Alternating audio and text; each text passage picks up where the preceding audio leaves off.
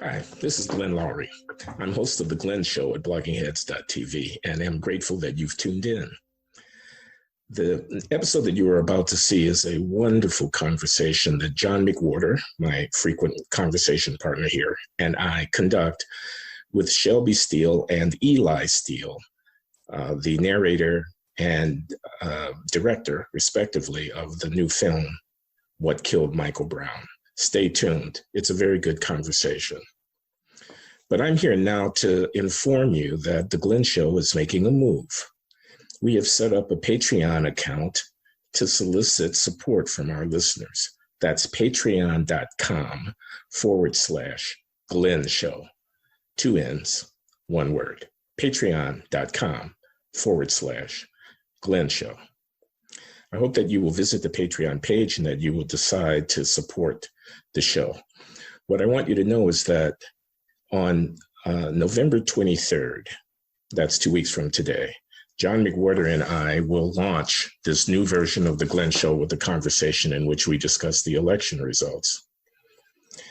Going forward from there, Glenn Show episodes will appear first at the Patreon site, and then only some days to a week later be available at YouTube to the general public.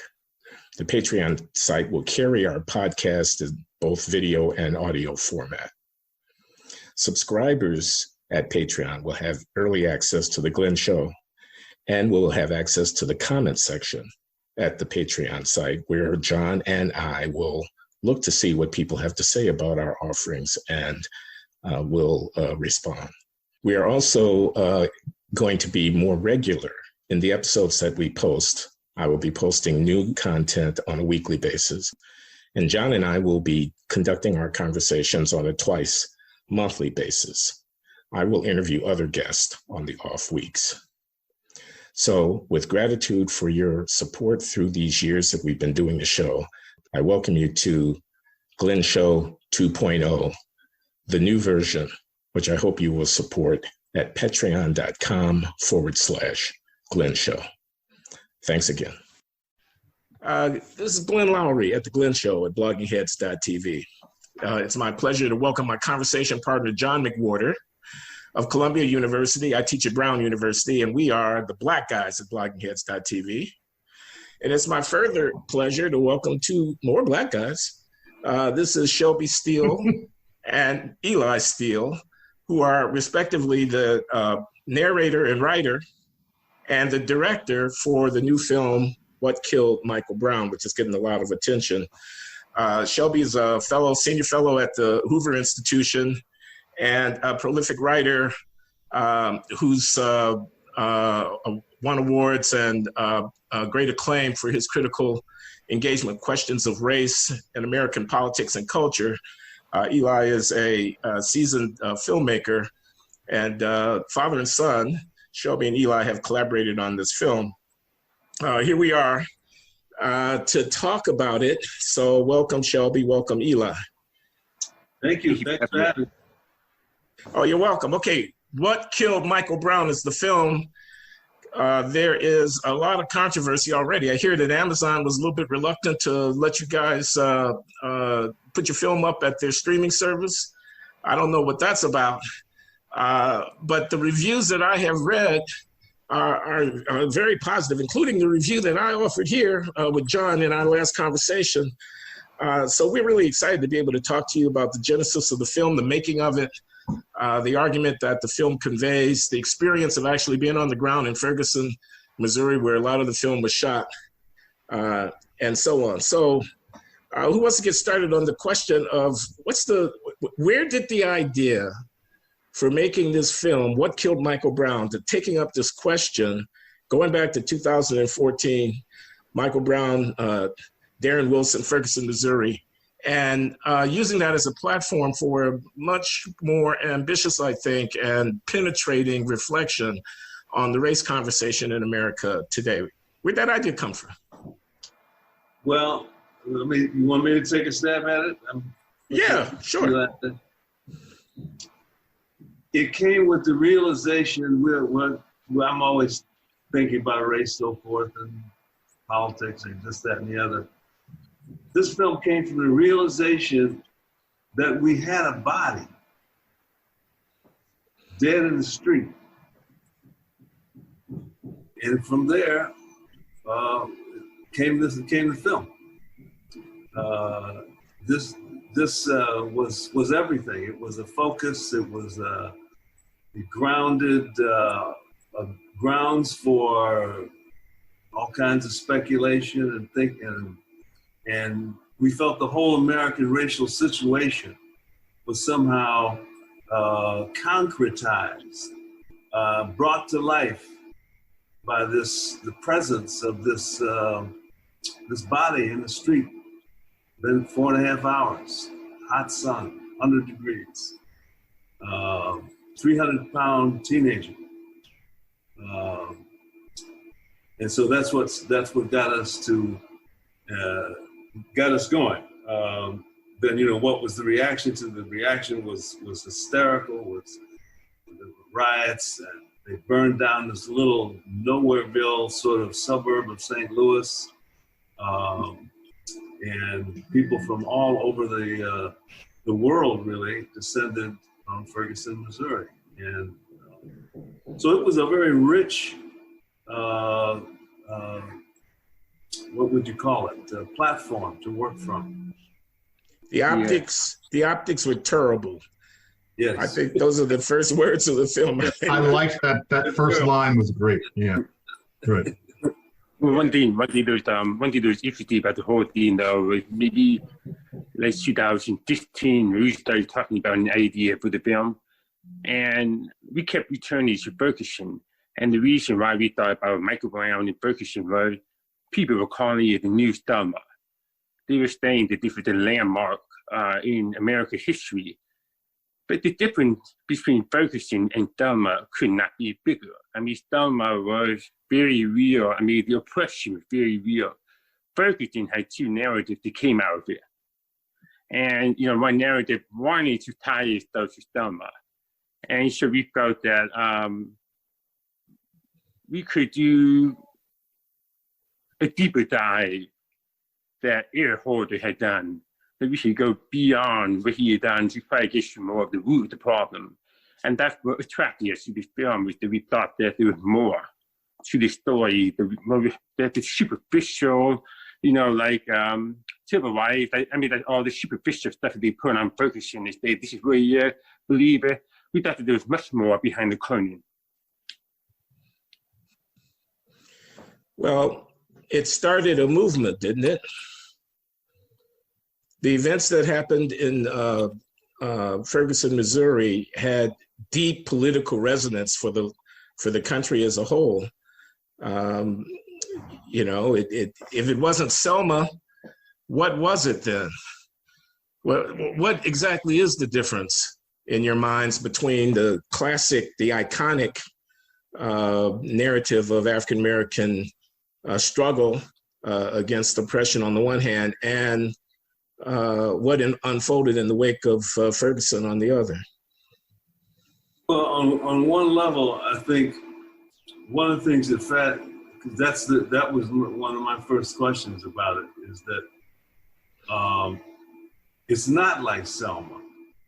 You know, you and I grew up in segregation. I know about segregation. I lived the civil rights movement, saw these noble fights against an enemy that was everywhere in the world I grew up in. So no one had any doubt about the sort of integrity of Selma, the moral integrity. But in Ferguson, Missouri, what was it you were arguing that because one cop killed a black, that somehow racism is systemic and so forth and so on. It seems to me that the elephant in the room is that racism is so minimal now, as that it couldn't really in and of itself get any movement off the ground. There's not enough of it to go around. There's not enough injustice. And what we had instead was a generation looking for power, looking to see how guilty white America would respond. and that in that sense, the movement was cynical. It mimicked the real movement, Selma, and the civil rights movement in the 50s and the 60s and so forth. It was mimicry. It was theater. It wasn't real. And yet there lay Michael Brown for 4.5 hours on the street. That's right. And so and in, yet, in the name of an illusion, here was a real death. Go ahead, John, please. I was just going to say that I've always been struck with Ferguson by the hardcore resistance to acknowledging the truth. So there's the original, hands up, don't shoot story, and that was taken as having a certain meaning. And then it became clear, just basically unassailably clear, that Michael Brown's friend lied. I had never seen the actual video of him doing it, but he lied. And what actually happened is that Michael Brown attacked Darren Wilson several times to the point that Wilson felt that he had no choice but to shoot him. That's simply the truth.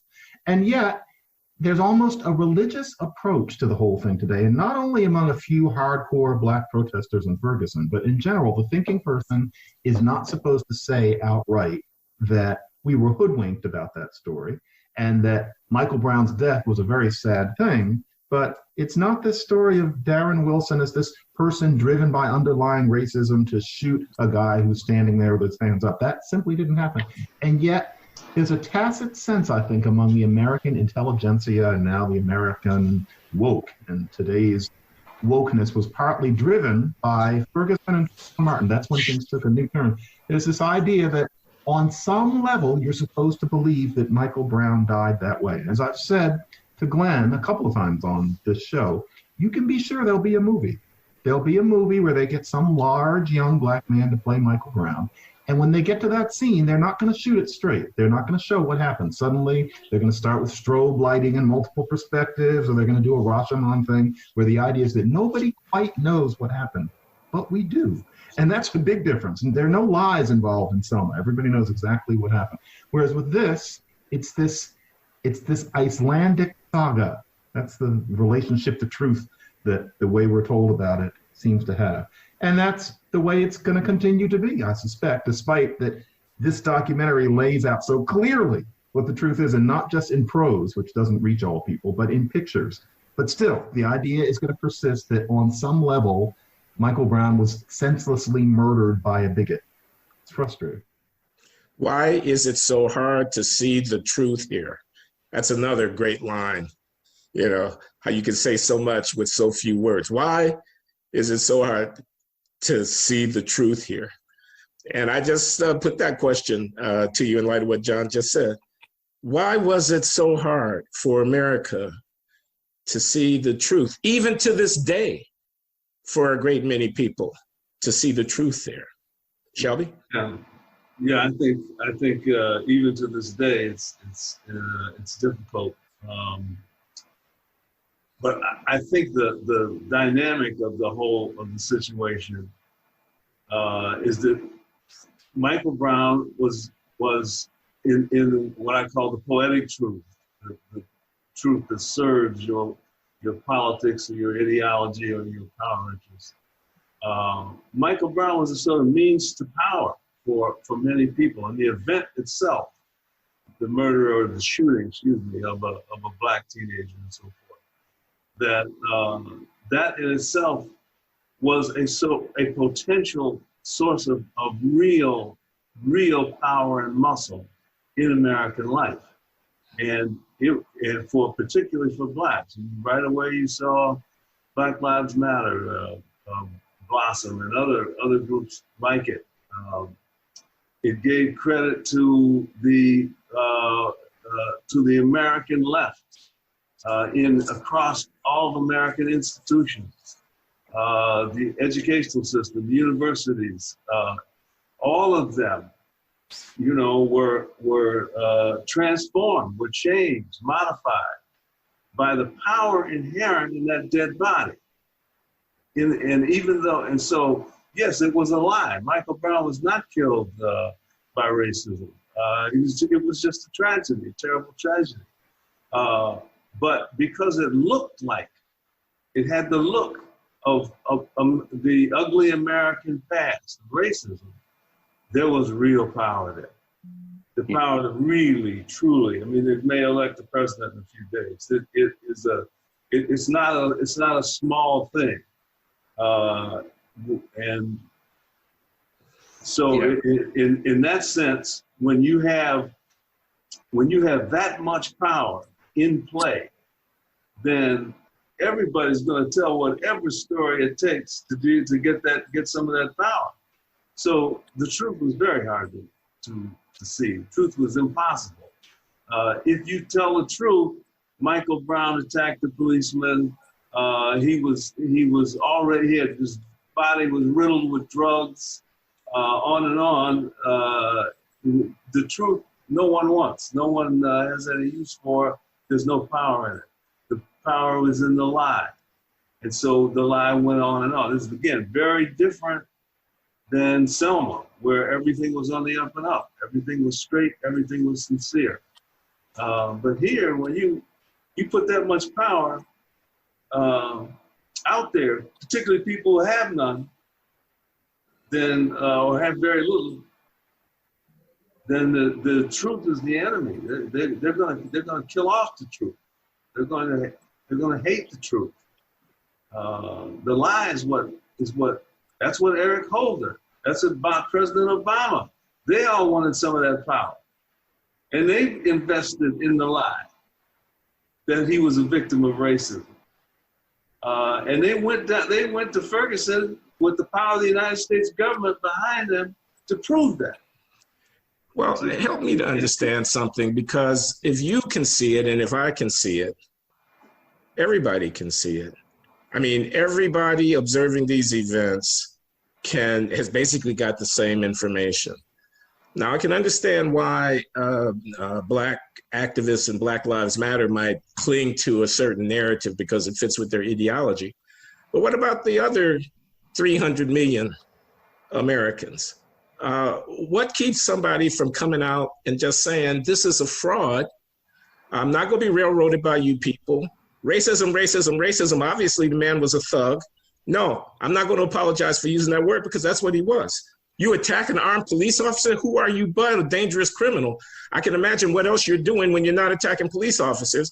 I'm not going to lie down prostrate to you people and let you bludgeon me with some guilt trip, because I can see the reality. The reality is there's way too much Black crime. If Black people and the police weren't coming into encounters with each other so frequently, we wouldn't have many of these incidents. Almost all of them are the guys attacking the cop. So that's a minstrel show that you're trying to run on me, and I'm not going to play that game. Why don't they say that? And what would happen to you if you said that, and not hypothetically, but you just said that, what would happen to you? I want to underscore that I was doing a hypothetical. Yeah, that's right. Well, okay, I'd probably have some inconvenience. Too well. You did it too well. See, you didn't convince me. Isn't it sad that there's so many people who on a certain level want Michael Brown to have been killed that way? It's like they like that story. Yes, it's like they're not even thinking about the person. That's right. That's right. He's a vehicle to a means to power, and you needed him to be a victim, a hapless, innocent victim of virulent, unrelenting racism. Ooh, look at the power. So Shelby, what killed Michael Brown? What killed Michael Brown, we argue, is this liberalism that came out of the 1960s that was much more concerned, because it was also a confession on the part of white America to centuries of collusion with evil. When you confess to something like that, you give people a cudgel to hit you with forevermore. And whites have suffered, it seems to me, since the 60s with this deficit of moral authority that comes from having confessed to evil. We know you did it. It's obvious. And so they are put this was what I call white guilt. Is this the defensiveness that has developed in white America, and whites now have become much more interested in relieving that tension, that guilt, than in seeing to the development of Black Americans. And so the in that sense, white guilt is this makes room for all sorts of machinations, and what right away President Johnson comes with Great Society, war on poverty, school busing, affirmative action, expanded welfare payments, on and on and on, with programs and policies that were designed to relieve guilt in white America, bring back innocence, and bring back the moral legitimacy of American government. And in many ways, it was successful in achieving that. But it didn't do anything for the development of Blacks. We're farther behind today than we were back in the 50s, whites. And so that's I think that the circumstance that we end up with. Why? Okay. Go ahead, John, again. Go ahead. Shelby, I've wanted to ask you this for basically 30 years. And everybody should know that the reason that this linguistics professor is sitting here talking to Shelby Steele and Glenn Loury is Shelby's work. Shelby, I've read every word you have ever written on race. Every word. You inspired me. But something I've always... You inspire me. I doubt it. I have always wanted to know, you were participating in the Great Society programs, and you always say, well, they didn't work. And I know you know why they didn't work because you were there, but I wasn't. And I have always wanted to know, like, for example, you give the example in the documentary that you had this program that was set up and none of the guys came. They didn't show up. But that's just one thing. You would think, looking at all of that alphabet soup, all of that New Deal sounding stuff, that the Great Society programs would have turned Black communities upside down, and they just didn't. This is a genuine question. What was wrong with the programs, or why didn't they work? What happened in the communities that you saw? What was wrong was, I think, one single thing. All those programs that you just mentioned, that I just mentioned, stole away from Black people agency over their own fate. Mm-hmm. When you and you can see it in our love for protest. Protest is always a way. You're basically putting your fate in the hands of the people that you're protesting. We put our fate in the hands of white people who we said had oppressed us. We're now going to protest. Give us freedom. So responsibility for our fate, for our life, went into the hands of whites, not us. One of the points we try to make is that Blacks were doing much better in the 40s and 50s, moving slowly, coming in the post-war world, moving more and more into the middle class and so forth, that immediately at virtually the historical moment when the Civil Rights Bill was passed, finally validating our freedom, we begin to decline. We decline because we put our fate in their hands, and they anguish and they fight and argue over, is affirmative action good or bad? Is this, now it's policing? Do we all these false, phony issues? Because we refuse to look at the simple, blatantly obvious issue, which is that we as Black Americans have not taken enough responsibility for our own advancement. We keep getting lost in the notion of justice and injustice. And we want justice, and we want to get away from it. The hell with justice. Why not just get ahead? Why not become competitive with everyone else in American life?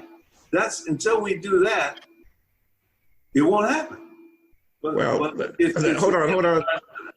I'm sorry to interrupt, man, but I got to push back. I got to ask you some questions. The hell with justice? The hell with justice? You don't like busing? I mean, we're talking about gut basic civil rights here. So there's one argument, which is whatever the economic, family structure, neighborhood integrity consequences of the Civil Rights Act of 1964, or the Voting Rights Act of 1965, or the Brown decision of 54 and efforts to implement it by desegregating schools, whatever the knock-on consequences that you might speculate would have flowed from that, the Constitution required, and the basic premises of equal citizenship required, strenuous intervention in these years from 1945 to 1970 to transform the legal regime so that equal citizenship was a reality for Blacks. That's what Selma was about. That's absolutely right. That's great stuff. Okay, now, and so, okay, then I want you to expand on that, but let me just put a little, let me put a codicil on it, which is Blacks are not the only people at the butt end of the welfare state. Blacks have never been a majority of the people who are poor in the country. Medicaid is not about Black people. AFDC is not about Black people. It's about Americans, of whom some are Black people. But to read social policy in the 1960s through the lens of race is perhaps a mistake, since the war on poverty was not just a war on behalf of the Black poor. Okay, so you have those 2 points. Civil rights are an imperative regardless of their consequences. And the welfare state in America is not mainly a response to the racial exigency. It's a response to socioeconomic inequality more broadly.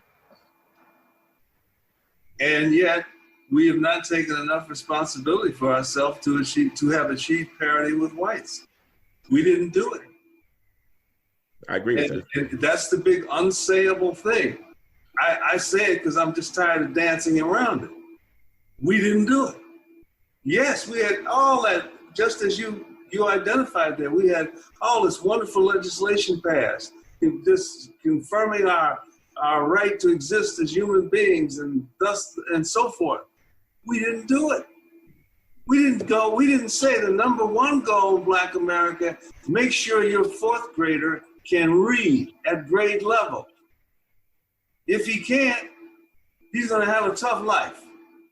If he can, he'll do pretty well, no matter whether there's racism or not. You and I did pretty well. We grew up in segregation. Somebody somewhere asked something of us. Demanded, my father, if I told him I'm Black and therefore I can't do well in school, I don't even need to go there. I don't even need to go because everybody knows. And everybody in my neighborhood.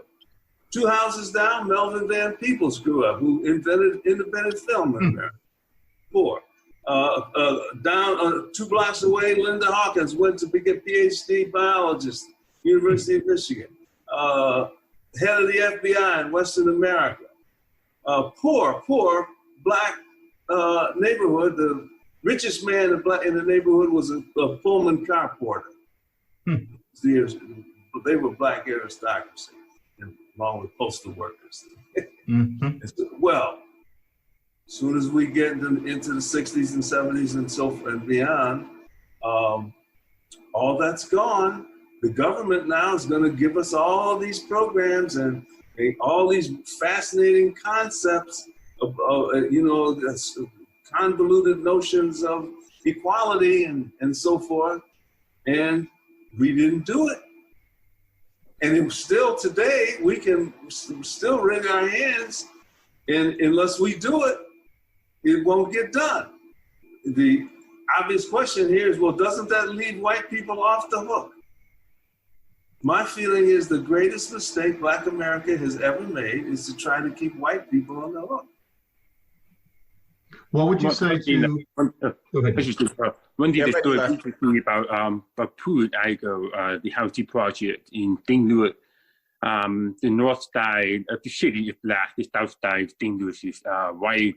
But in the housing project, they took the north half and that would be for the white people. And the south half, Pruitt Igoe would be for the Black people. When they got there, most of the whites, I think almost all the whites, and a lot of the Blacks realized that this was a trap. So that's one thing that sort of left out is there are a lot of Black people with their own aspiration, the more aspirational left. So you had the one that formed the underclass stayed in there. And part of what's interesting to read, like the oral testimonies of these people, they kind of looked at the Housing Project as sort of a reparation. They thought that they were owned. And why would you not think that you were owned? I mean, you just came up in Mississippi, you came up in the South, and here they give you this gleaming tower. You have a view of the St. Louis Arch, which, by the way, sits on land that was primarily industrial and a major employer for African Americans before it was torn down. So I'm just saying, when you think about that, all of the history, you're left with an underclass that did not have the understanding or the ability to move on. And so that underclass is still there. This is generations later. So a lot of Black people, to the credit, that's one thing they always have to be kind of putting into blame. There are a lot of Black people got out. They moved out, and that's why we have, in 4 centuries of oppression, I don't think any group has made the most progress in the history of mankind than Blacks in America. We still have that population, though, that's left behind, and they're very dangerous circumstances. It's very powerful. Again, there's a difference, though, between poor 1950 and poor 1980.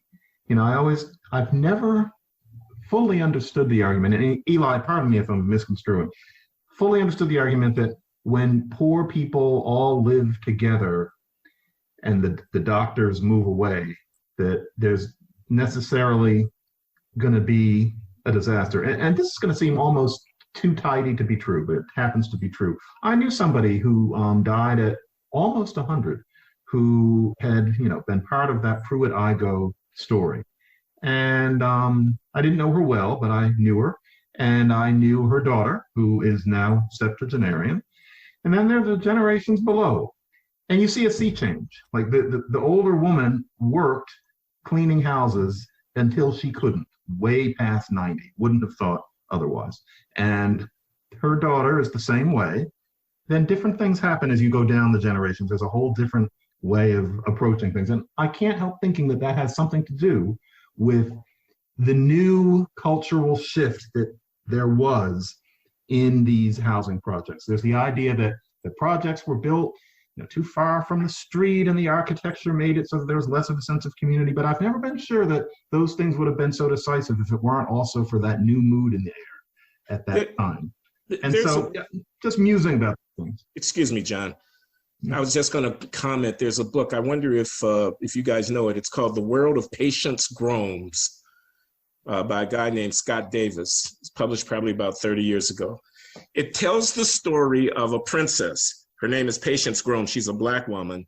She's born to African Americans in the hill country of Virginia who own their own land and are yeoman farmers.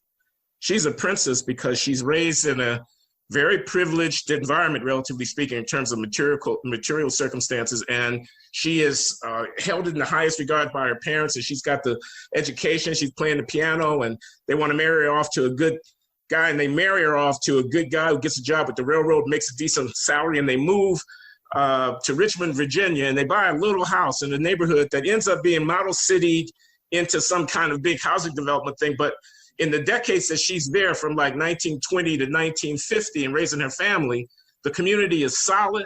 It's not rich, but it's not poor. It's got a lot of integrity and strength.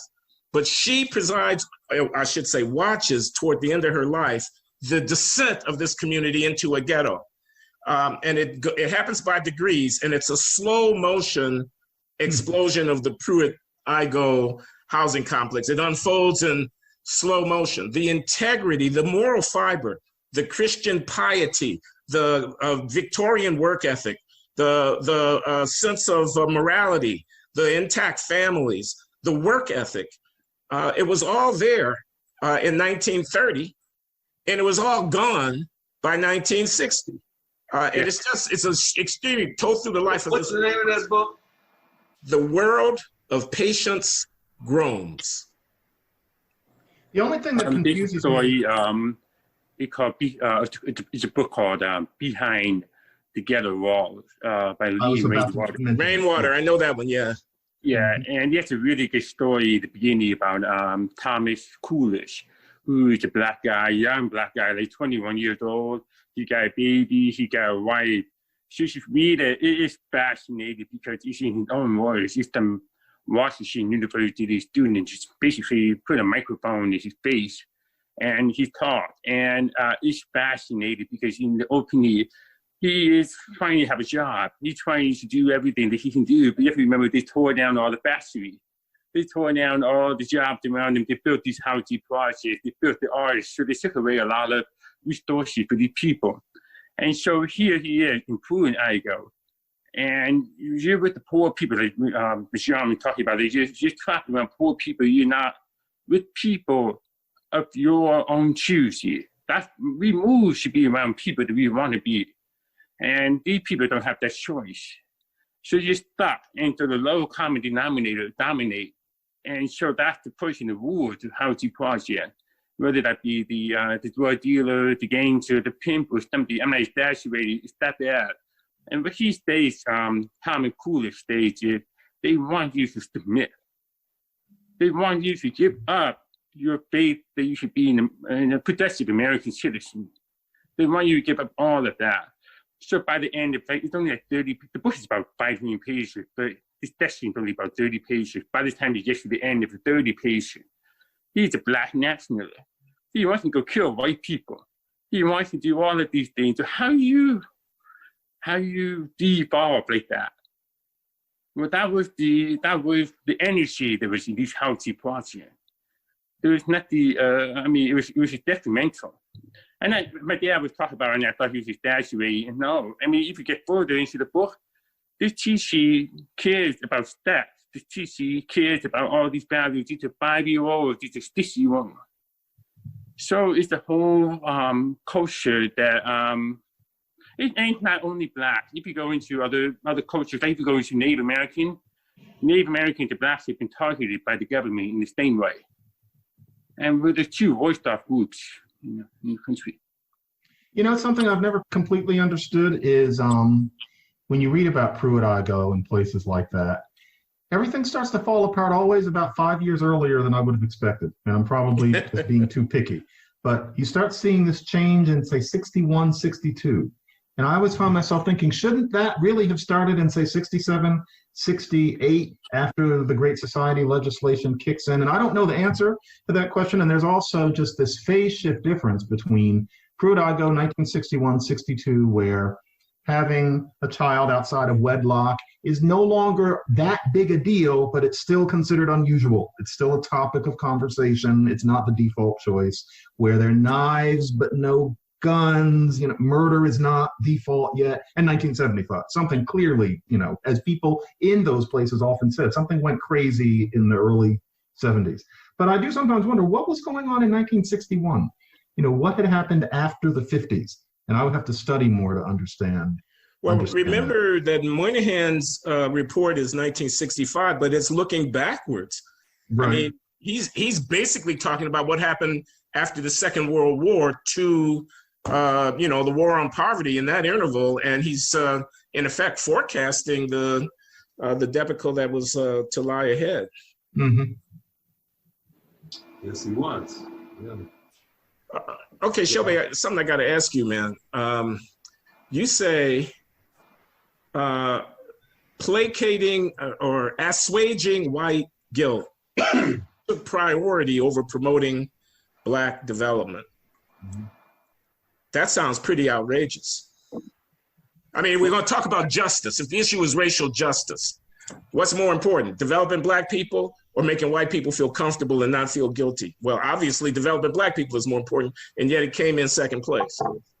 Came in a far distant second place. I think, again, the biggest mistake we made is to buy into the idea that our victimization by racism was our source of power, rather than ourself, our skills, our talents, our development. We had just won as victims, we had won a great civil rights movement. The downside is, again, it seduces us. That victory is very seductive. It was racial justice and much needed, but it seduced us into adopting the framework of justice as our way ahead, our way out. And so we missed the fact that the real way out is development. This is the difference between blacks and Jews. Jews obviously have endured all manner of abuse, Holocaust included, but they never gave up responsibility for their own fate. They went to the Middle East. They created one of the great nations of the last century. If they landed in America from Europe, then and the schools weren't any good, they opened up yeshivas in somebody's basement. And they taught their kids, and their kids were the best educated kids in America. And they kept responsibility for their fate. The tragedy of Black America is we gave up responsibility for our fate in the name of justice. I hate the word justice. It's because on the one, it's a drug. It makes you feel that there's such a thing as justice. Well, if you really look at the human condition, this is a very rare phenomenon. You can't count on it. Maybe it's going to be there, maybe it's not, but you better not count on it. You better focus on what's in front of you, and what you need to get ahead, what you need to get your family ahead, and so forth. People who do that thrive. If racism is systemic or not, doesn't mean you thrive if you keep responsibility for your own fate. Shelby, you know how in LA, I live in LA, in Los Angeles, and we have the second largest school district, LA Unified.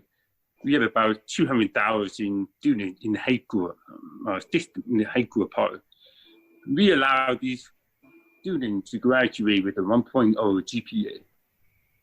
Which, we're practically grading on curve these days anyway, so 1.0 is basically a 0 these days. Well, why are we doing that? And most of the students, they are going to have the 1.0 graduate, are going to be what we call the brown black belt. Mostly Hispanic Black students. And that affects about 20 to 25,000 students per year, which is dumping the kids into society with no skill, with nothing. And so we're not developing the people, but yet the school board will send out a letter every May bragging about the graduation rate. So the school board looks good. They look prestigious. They look like they are doing a great job. But you peel back the layers, okay, that's 20 to 25,000 students. How do you get the kid back up? Mm-hmm. So even to this day, we're barely, and not one person that talks to you, I cannot publish an op-ed on this in the LA Times. Nobody cares. They don't care. They march for some guy that was brutally murdered in Minnesota. But they don't care about the 20 to 25,000 students. Well, that's partly because there's this tacit sense that to embrace school to that extent is somehow inauthentic to the race. And if you say that, then you're told that the studies don't support it.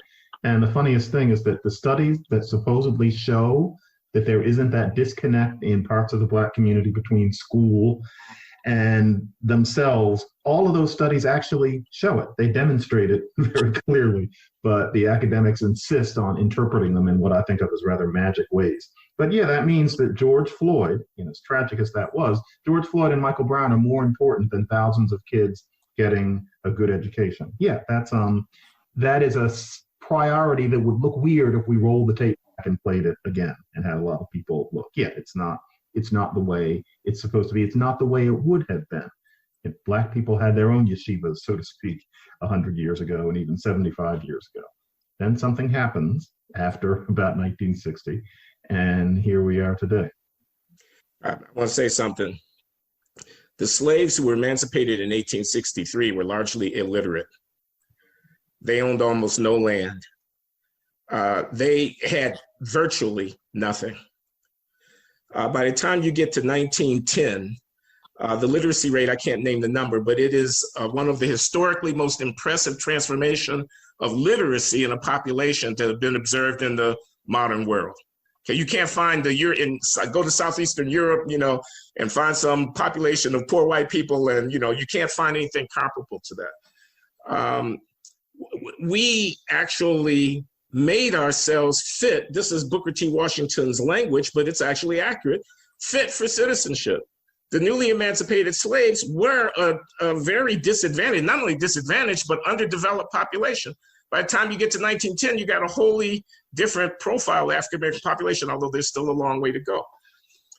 We faced up to the challenge of emancipation because we actually had something to prove. There were a lot of doubters who said Black folks are not going to make it in the modern world. The European immigrants are going to outcompete them and marginalize them. They're going to die off and whatnot from disease because of, et cetera. And that was all proved to be wrong. And in fact, that population gave rise to a sufficiently robust intellectual and artisan and small business class that we could mount a civil rights movement in the South of the United States, and we could change the politics of the country. It seems to me that the present day situation has some similarities. I don't want to quote too many books, but I'm very impressed by Herbert Storing's 1963 essay, The School of Slavery, where he extols the Booker T. Washington program in distinction to the W.E.B. Du Bois program as a development program that seizes the nettle, it grasps the nettle. We have to develop ourselves. We have something to prove. They're sitting there like this, wondering what the Negro is going to do, and we're going to show them that we're a fit for citizenship. The attitude today is, you owe me the citizenship. And if you have any doubts, say my crime rate is high, say my school failure rate is high, say my out-of-wedlock birth rate is high, say my incarceration rate is high. If you have any doubts about my fitness, you're a racist.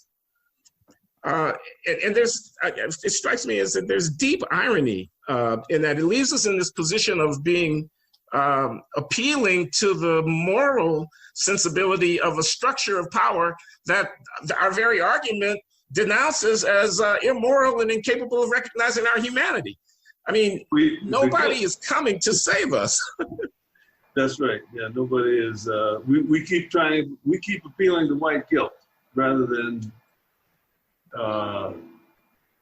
And whites, one of the things that is so insidious in all this, because they are trying to get out from under this accusation of evil, of racism. They have learned that the way out is to show deference to blacks, to defer to blacks.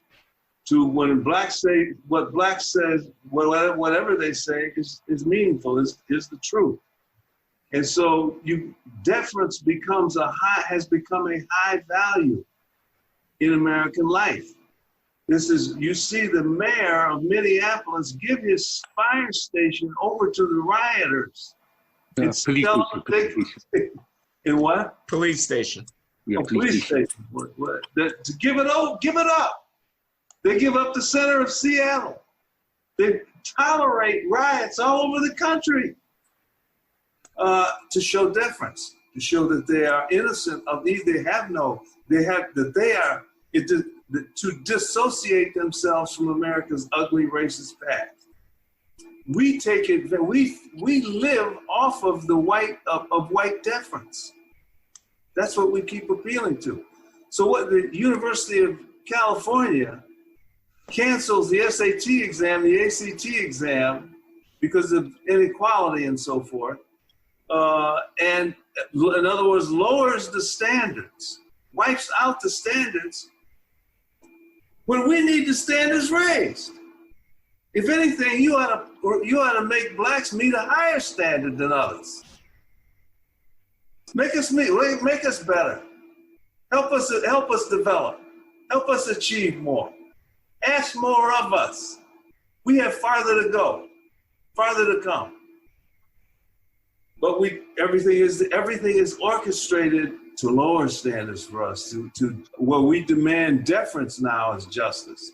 We define justice as deference, and it's a symbiotic. They bring out the worst in us, and we bring out the worst in them, and that's where America is today. But it's corrupt, man, as you have said. It's totally corrupt. It's corrupt at its core. Everybody's lying to everybody. You think they don't know mediocrity when they see it? I'm talking about white people. You think they don't know undeveloped people to whom they're deferring out of some kind of, etiquette or some sense of seeking absolution? But what do you think they really think? You think they don't know thuggery when they see it? You think what's going on in Philadelphia right now? That people are not sitting there seeing this as barbarity? You think they don't know barbarity when they see it? Keep it up. I say to black, keep it up. Just keep it up. Because white people are going to, at some point, regain their moral confidence. And they will have had it with you. There's going to be a backlash. Everything that goes one way comes back another way. That's just a way of nature. Whites have been shrunken. Their moral authority has been undermined. And they're going to get tired of that. And they're going to say, hey, we've given you everything under the sun. You haven't done anything yourself. You don't ask anything of your own people. You don't judge people. How do what about 80% illegitimacy rate? And you want to blame us? With an illegitimacy rate like that, you're destined to forevermore be at the very bottom. I don't know. But again, it's that symbiotic sort of thing. And John wants to dissent. I think just very gently. I don't see that. That backlash isn't coming anytime soon, and I just think to myself, Ibram Kendi. Ibram Kendi. Do you know he gets $20,000 a pop? $20,000 to quote unquote go somewhere. Nowadays, just on Zoom, he's just sitting in his house. He gets $20,000 for 45 minutes, where he sits and tells adoring white people utter and complete nonsense. Some of the things in his book are things like, instead of there being grades, because school is racist, and the way we know it's racist is because black kids don't tend to do as well in it, we need to start evaluating students on things like their desire to know. What the hell is that? And yet that's being treated as wisdom because he is black and he has dreadlocks and he's cool. And he happens to have, taken this moment. And I'm not saying that he's supposed to turn down the money, but the fact is he's being asked to do this. And people are taking him seriously, or they're pretending to take him seriously. And that includes teenagers. And so it seems to me that the white guilt is such a drug that careers like that can be started. And I wish I could see the end of it coming, but I don't. Anyway, go ahead. Do you think that white guilt is fading at all? I think there's going to be a backlash against the extremes of 2020. I think that the hard left wokeness is so ridiculous in so many ways and so nasty that I think there's going to be a backlash against that. But the general sense that we are not full human beings, the general sense that what makes you a good white person is to basically listen to anything people like, Kendi, et cetera, say, I don't think that's going to go away. That's become established as their way of evaluating themselves as good moral actors. But I'm not sure what would stop it. But don't you want to take account of the diversity of the country? I mean, you could say that Donald Trump is in part an indication of a leading edge of a backlash that might build. I mean, he will come and he will go. He might lose this election and he'll be gone. But the sentiment that Black Lives Matter is a Marxist organization and that the politically correct catechism of the campuses and the elite newsrooms is anathema to the basis of what makes America a great country, that sentiment is not going to go away. It's out there, man. If that's going to push it like extreme. Go ahead. Go ahead, Shelby. I was just going to say, I argue that Trump has a certain charisma in the black community precisely because he has no white guilt. He's a white man with no guilt who looks at blacks and says, what do you got to lose? Get with it. That's good, and he's beginning to peel off. considerable black voters. Obviously, going to be very important in this election, and he looks like he may do very well with it. We'll see, but the reaction of these rappers does give some indication that what you're saying, there's something to it. Mm-hmm. One thing, I mean, is Michael Brown was shot and killed, and Black Lives Matter had formed after the Trayvon Martin and George Zimmerman case, and they were ready for another case to come along. And Michael Brown was the case that that's probably why it was so hard to see the truth. They had an agenda, they wanted to go in. They made the point, they left the town. So now they're gone. It was very interesting, and unfortunately, because the documentary is already about, almost 2 hours long, we're not able to put this in there. But I have interviewed with people like the Salvation Army, who has set up shop in the location where the Christian trip was burned down on the Sunday after Michael Brown was shot and killed. And what they said was, we have been wrong about how we address the black underclass, how we address poverty and so forth. We used to think that we should measure success by how many beds we filled every night, how many meals we gave away. But you should keep perpetuating poverty, not giving any values or anything like that. So what we decided to do, I'm fishing and paraphrasing, is that we are going to look at each individual. Now, this is very interesting because Black Lives Matter is not individual-based. It's more anti-capitalism, it's anti-merit and all those values. But the people on the ground, we have to look for, quote, quote, the spark in each individual. So if this little girl wants to be a writer, let's find her a mentor in the St. Louis community. Let's get her on that track. Let's inspire her. So that's what they're doing right now, is they're looking for the spark in each individual. And most importantly, what they're doing is they're selecting the people. They understand they have limited resources, so they're looking for the people that have this ability to succeed. And so they're cherry picking. So it's a very interesting development that's going on in the Black community, and it's a way to break out of that ugly symbiosis between white guilt and Black development. And the people are coming to understand the larger truth, and that's the gift. As tragic as this shooting was, that's sort of the gift that the shooting has given that community. It brought them more down to reality. Wow.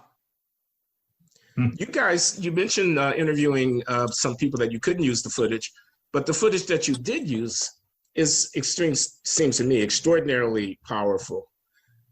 These are ministers and politicians, business people, African-American voices, but they are a little bit dissonant with the woke narrative.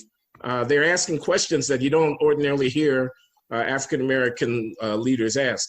How did you come to that? How did you find these people? What's the backstory on your interaction with the real African-American community on the ground in St. Louis and Ferguson? Eli, you want to run with that? In Ferguson, you have to remember one thing though, we want to make a documentary on Ferguson. The people in Ferguson are, another one. So they were very tired, they were very jaded, which I don't blame them. I used to live around the corner from where O.J. Simpson murdered Nicole. Mm-hmm. And so I would go one day and I would see people, every anniversary there'd be a whole new truck and everything. You should kind of run by them, So what we did though, I just ran into Ferguson. I showed up. And once I showed up, they took me more seriously and just started knocking on doors and get people to talk to us. And one thing that I think that we bring, my father and I, is that we don't approach people from a political bias point of view and not the media, which usually acts that's what they know. That's all they know is the question. That's why you get the same answers that was Al Sharpton, all these people all the time. We come in, we just ask different questions, and we get different answers, and we push them. And what was shocking was how little all those people knew about the history of Pu and Aigo. That was the most shocking thing. They did not know about the Black uplift. They did not know the history of the ground that they were standing on. So we were talking about that, and then they would go, okay, and but they, like not even, I would think it's the Black thing, I think it's the American thing. This systemic argument has been so pervasive that it influences everybody. And it disconnects us from that history. When I tell people about our family in Kentucky, how after slavery, they started night school. They went to work in the field, and then they went to night school. I mean, that's what Black people did. I mean, it's a very proud history to be connected to.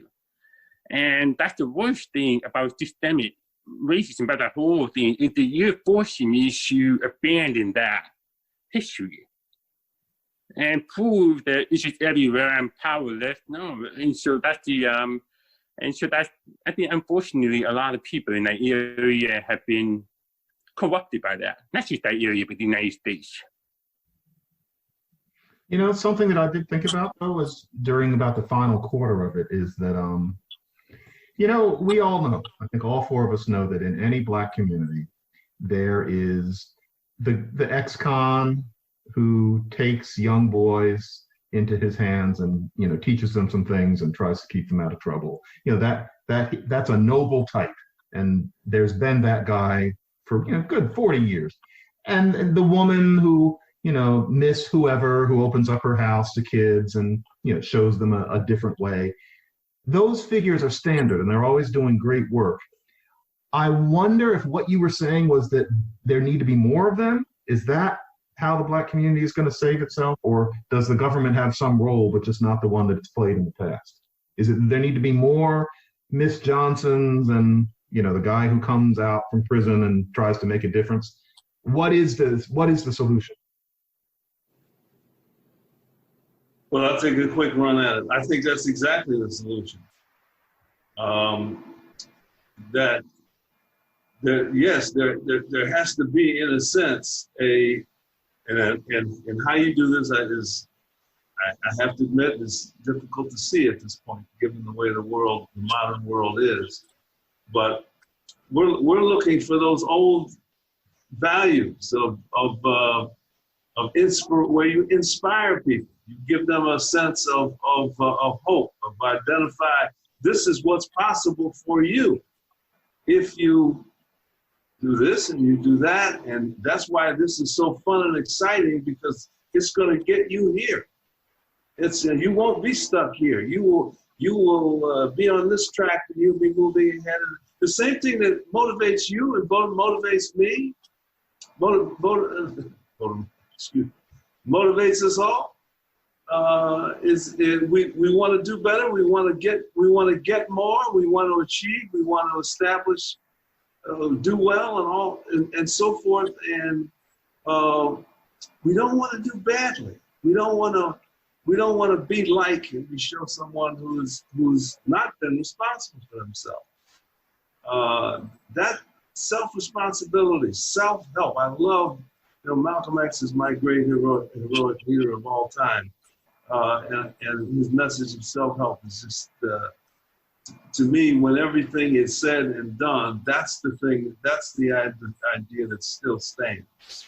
Self-help is the way ahead, and we honor it, we should honor it, we should reward it, we should cherish it, we should celebrate it, we should just let the whole world see it, make it our centerpiece.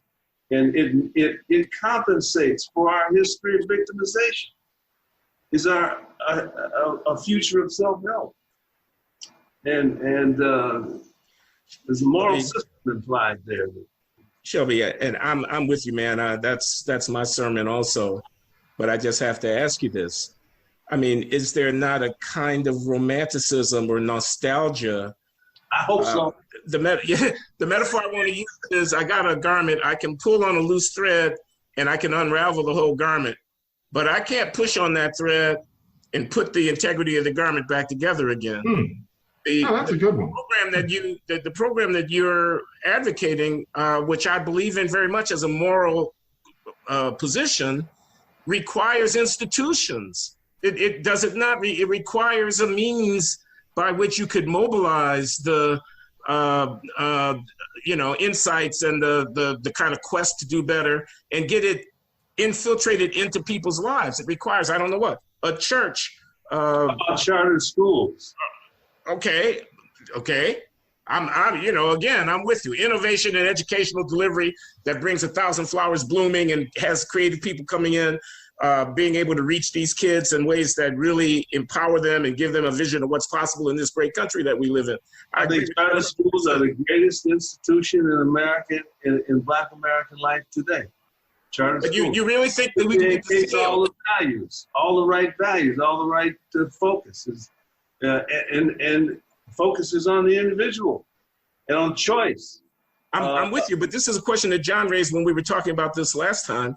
Can we get to scale as an African-American community to affect enough of the many hundreds of thousands of youngsters who need to be redirected that we could really make a material difference in the course of events going forward? Yes, we can do it over time. It won't happen. You and I won't be around to see it, but it can. There isn't any other option. There isn't any other way. We will have to take responsibility. We've avoided it. We thought that that the injustice we endured would somehow lift us forward. It isn't. It won't do that. So we're going to have to retreat to self-help. Or what will happen, to be just completely just looking at the world existentially, is that people will leave the group. Many American Indians have left the group, and they're thriving. They're assimilated. They don't live as the reservation Indians live anymore, but they're happy and successful, and they moved on. Blacks are going to do the same thing. They're going to say, enough of that. I don't want the whole Michigas. I don't want it. I'm going to move. I'm out. Nothing unpleasant, but I'm going to go my own way. And they'll peel off. And they'll do that and they'll succeed. And others will see them do that and succeed, and then they will peel off. People say, well, what am I to do about the Black neighborhood and so forth? And my answer, always the first answer is move. Yeah, there's a woman. Move out. Well, she terrifying prospect. She cleaned home, and she's from Virginia. She's from a military family. She's Black, and she got a big problem with the Black community because she's very aspirational. She's rookie. She wants to build a massive cleaning business in LA, do a lot of industrial business and stuff like that, which she's more than capable of doing. But what's very interesting is that she has to reject a lot of what she hears in the Black community to move forward. She can't be around it. She can't listen to them. They were, why are you doing this? Why are you working this hard? Why are you fussy and stuff like that? And she said, why would I not do that? But the fact that she has to endure the question, most groups don't do that. Most people, oh, wait, good for you. Keep on up. How can I help you? And so that's a very sad thing for her because, she loved, these people. This is not her family. This was just friend and associate. She loved being around them, but they grind down on her. And other people really don't have that issue. So that's why, she just had to, I asked her, why you? Why did you not fall into that trap? And she just said very simply, there's nothing there. There's nothing there. There's just nothing there. I mean, I can sit around all day. So that's what I'm saying, that's what the option is. I mean, even if you look at me, I'm deaf. I was born deaf. The government in the late 70s put forth a new policy called IDEA, Individual Education, or Individuals with Disabilities Act or something like that, which basically allows people with disabilities to be mainstreamed into the classroom. So I was like one of the first students. So this is a very positive government experience because what they did was they paid for a itinerant teacher. I had the same one from first grade all the way to 12th grade. she came in with staff next to me for probably 15, 20 hours a week. That's a lot of government, federal money, or state money coming in. And every semester or quarter, my parents had to go meet with the superintendent, and they would review my grade. And the superintendent, my parents would come back and say, the superintendent is unhappy with you. Your grades are too low. They go pull the services unless you perform. So I had that force in my life. And that really, by the time I got to high school, I gave up all the bullying around, all that stuff. But if I did not have my parents coming home and putting that fear, not a positive fear, into me, and made me realize that these people are helping me. These people are doing everything. They're taking resources they can use for other children, and they're giving it to me. So it's like, you better get your butt together and make that right. Well, we're probably getting toward the end of our time here, but I can't help but ask you guys this, because as a proud father of 3 sons, I can only imagine the joy of conceiving, creating, executing, and then marketing a piece of work of this magnitude and of this degree of personal, investment. So I invite you to reflect a little bit, if you don't mind, on the collaboration. And I'm sure it wasn't every day, you wake up on the same page and you're agreeing with everything and all like that. But I'm also sure at the end that the feeling of satisfaction must just be over the top amazing. How about that, Shelby? Well, absolutely, absolutely. I look at it as a privilege and an honor. It just sort of evolved, and Eli has made other films before this, and I sort of wanted to, but working with him on this film, and he did 70% of this film. I did maybe 20, 30%. He did. I mean, this is work, to go to a little place like Ferguson, to knock on doors, to type all of that up, to make sure to play one against, to find out who's going to give us the best interview, hours and hours, days, weeks, months. Took about 2.5 years to get all this together. So it was a blessing in my life to work with my own son that way, and who's a grown man now, has his own point of view, and that I have to respect, which wasn't, as you said, it wasn't easy every day when I looked it up. And we learned to fight pretty well. We learned to fight to a point, then move on. And to make the project the goal. And so I love him, and I feel blessed, and I think of myself as a lucky man. I feel the same way. It was awesome. I know my father's work very well, so it was difficult to be able to, push him a little bit in training direction, make him interview people that he may not want to interview. And most difficult was that these people would fall in love with him, and even though they may be on the other end of the political spectrum, and it really just shows you, when you stick down and talk to people, how much more in common you have with them. It's just a little differences. But it was a blessing to work with him, and to have this film together. I mean, you can't ask for anything more than that. Al Sharpton must have been interesting. Yeah. How did it go with Al Sharpton, like off camera? One of your favorite people. Yeah. I'm teasing John. I say he's one of his favorite people. I think he's a lot of fun in person, and I just wonder how that was. Yeah. I interviewed him 30-some years ago. Right, but then also this time. That was. Yeah, but then also for Did you actually interview him, or did you just have a film of him? Did you have an interview? I thought I saw you in the room. No, we spent about a day or more together, 30 years. So I got to know him, we were going to back, and he wanted to go out on a speaking tour and have the two of us debate each other in colleges. What? Yeah. Al's game. Al Sharpton is a game that I have fundamental respect. I disagree utterly with his overriding point of view. I think I think to some degree he's exploited. But he's also a self-made man. He is. In a world that he didn't give him every advantage in the book, and he had to invent himself and reinvent himself. And so to me, he's a kind of mythic figure. You take him that way, it's easier to appreciate him. So I have nothing against women now. Listen, I want to, as I close this out here, just express something, which is great admiration for what you all have done in this film.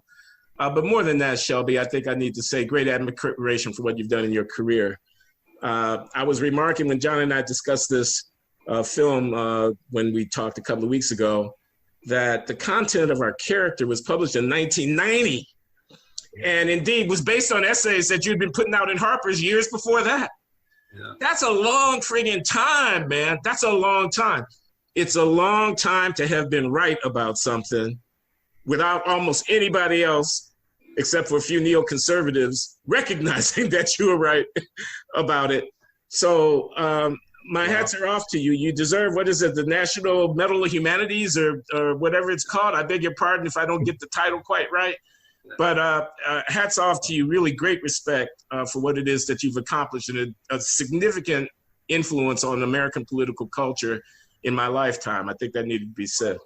Well, coming from you, my man, that means absolutely everything to me. I can't tell you, because I respect you, and I remember first reading you in the 80s in Commentary magazine. Yeah. Some of your first essays turned my head. I was sort of moving, and then I read you, and it solidified things for me. And I thought I saw a new possibility. And so I thank you for that. Well, thank you. And isn't it the way my Christian friends would say it, the way God moves? Isn't it just an amazing thing? You know, it is amazing. It ain't over until it's over, Shelby. That's right. That's right. Both of you also created me. It was reading you guys in the 90s that turned me. And I just thought to myself, I will not be told that those two don't make sense, which is what I was told. You know, I found, how come everybody thinks they're wrong? They're wrong. And it was you two who were my main inspirations. So yeah, all the power. Thank you. Well, okay, this is Glenn Lowry, and on behalf of myself and John McWhorter, I'm signing off for the Glenn Show here with Shelby Steele and Eli Steele talking about their film, What Killed Michael Brown. It's been a real pleasure and an honor to talk with you guys. So thank you so much. Same here. Thank you. Have a good day, folks.